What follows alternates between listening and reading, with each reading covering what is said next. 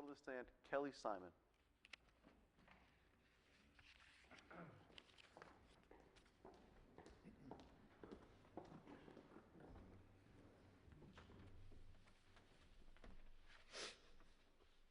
May I proceed, Your Honor? Yes. Please state your name for the benefit of the court. My name is Kelly Simon.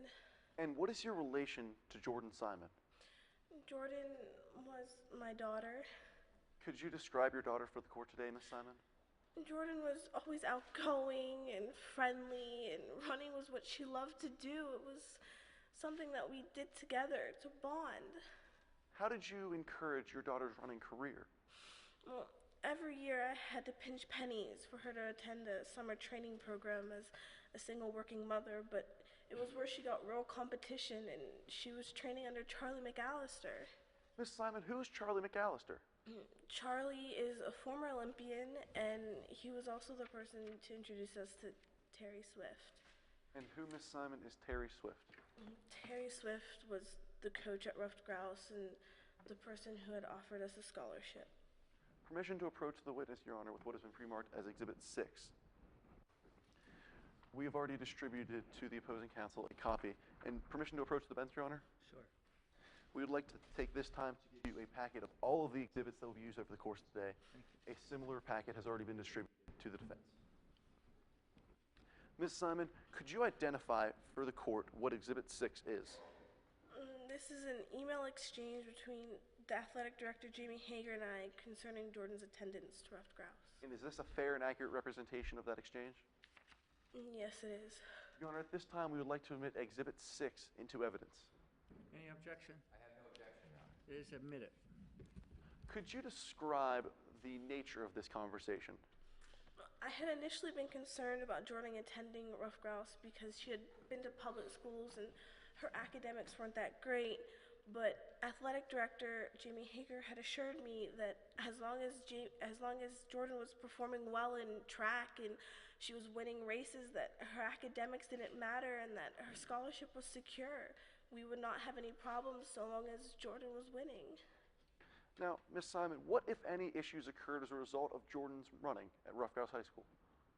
After a while, with all the pressure from the school and training and work, she was exhausted and her times began to get increasingly worse. I was informed that she should be taking vitamin supplements. How did you afford these vitamin supplements?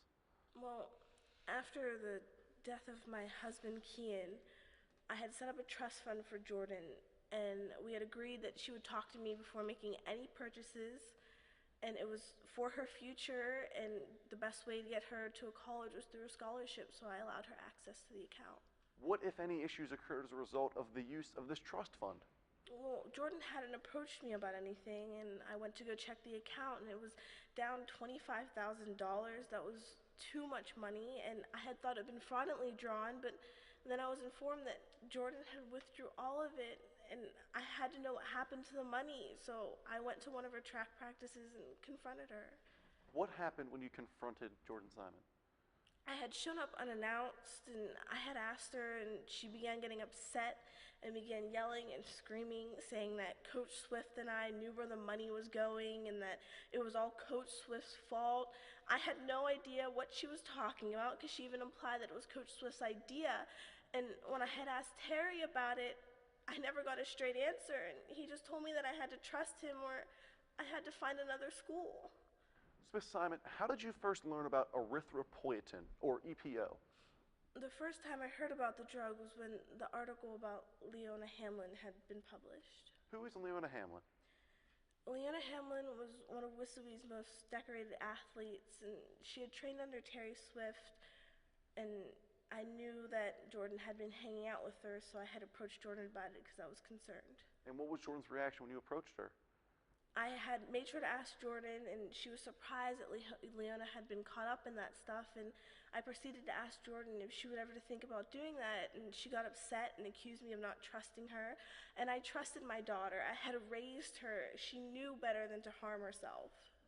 Now, Ms. Simon, this might be difficult, but what happened on May 23rd, 2013? That was supposed to be Jordan's big day at the state championships. But I had received a call from the school saying that Jordan wasn't there and attendance was required, and I immediately knew something was wrong. So I went straight home, but by the time that I got there, Jordan was already gone, and I still can't believe to this day that my baby girl is just gone forever. No further questions at this time, Your Honor. Thank you.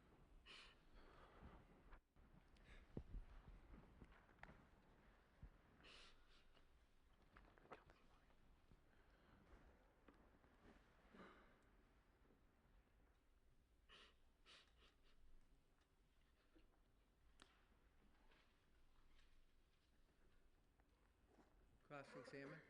Yes, Your Honor. May I proceed? Yes. Ms. Simon, I understand this is going to be very difficult for you, so if you need a moment, please just let me know. Now, before I begin, I'd like to address something that you mentioned on direct examination. I'm referring to Exhibit 6. In this document, you said that Dr. Hager said that Jordan's academics didn't matter. Is that correct? Well, it had implied that as long as she was performing in other areas, that it could compensate for deficiencies in other areas. Well, you are aware that actually what was said was that as long as Jordan was doing her best in the classroom, correct?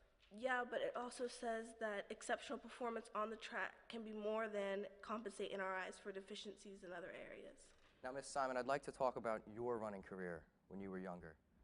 It's true that you were quite good, weren't you? Yes, I had a talent when I was younger. So good that you almost made it to the Olympics. Yes, it was once my dream as well. Now, it is true that in this running career you used steroids? Objection, Your Honor. Basis of the This objection. is more prejudicial than probative, which under Rule 403 is inadmissible. In what way?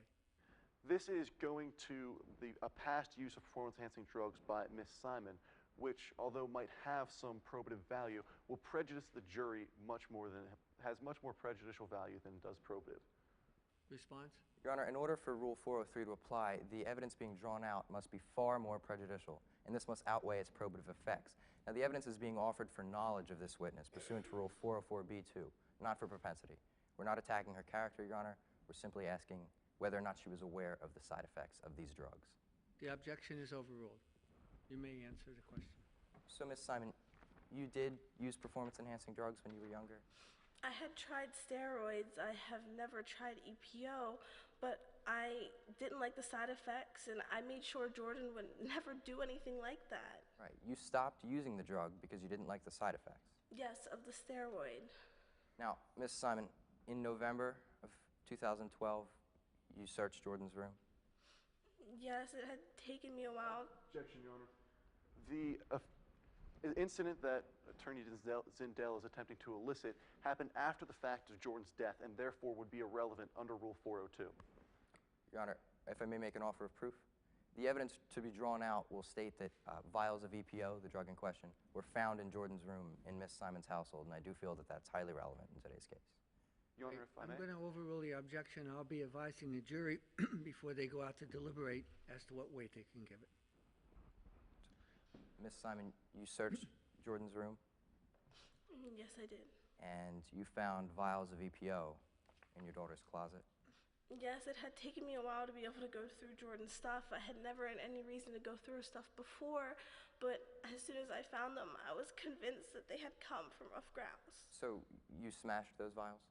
Yes, I was angry that the school that I trusted and the coach that I trusted would drive my daughter to do something like this. Miss Simon, Jordan never told you she had the EPO, did she? No, I had trusted her and I thought that she would never do anything like that. Miss Simon, she fooled you with those drugs?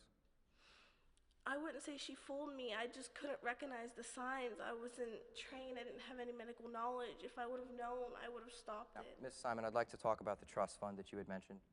The value of that fund was $50,000. Yes, it was. You gave Jordan control of that fund, Yes, as long as she approached me about before making any purchases. and you did that because you trusted Jordan, right? Yes, at the time I had trusted Jordan. You thought she was responsible, right? Yes, I had raised her to be responsible. Now, as you said, you asked Jordan to tell you whenever she would make a purchase, Yes. but She didn't tell you she was making purchases, did she? No, she didn't, and I had asked her about it, and when I didn't find out, I could only assume that Terry had directed her to buy stuff. So Jordan spent $25,000 of your dollars without telling you about any purchases? It wasn't my money, it was her money for school, but yes, she never told me. It's safe to say that she fooled you with that money, isn't it, Miss Simon?